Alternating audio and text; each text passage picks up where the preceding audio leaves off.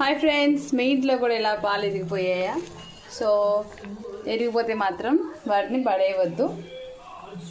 ఏం చేయాలి అంటే ఒక చిన్న మంచి స్వీట్ అయితే అయిపోతుంది. దీంతో చాలా బాగుంటుంది. పిల్లలు కూడా చాలా బాగా తింటారు, చాలా లైక్ చేస్తారు. Don't throw. ఇలా బాయిల్ అయిన తర్వాత కొంచెం అడుగు పట్టుకన్నా కలిపేసుకోండి.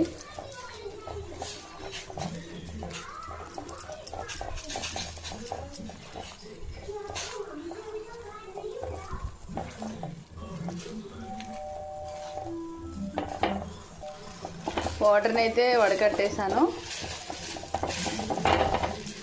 సిమ్లో పెట్టేసి 1-2 స్పూన్లు స్పూన్ అండ్ హాఫ్ వేసుకుంటే చాలు. తక్కువ పాలు కదా. సో పంచదార వేసేసి కలిపేసుకోవడం అనేది. ఇది కొంచెం వాటర్ దగ్గర పడాక స్టవ్ ఆఫ్ చేసుకొని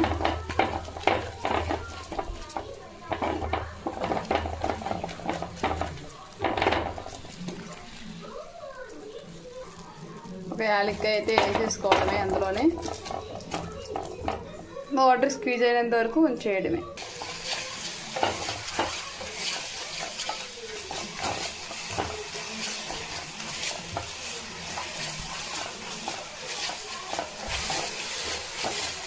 ఇలా దగ్గర పడినాక ఆపేసుకోవడమే గ్యాస్ అయితే. కలాకండ్ ఎంతో టేస్టీగా రెడీ అయిపోతుంది.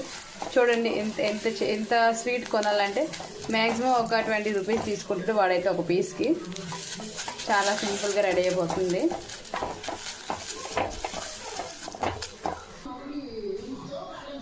ఎంతో రుచికరమైన కలాకండ్ రెడీ.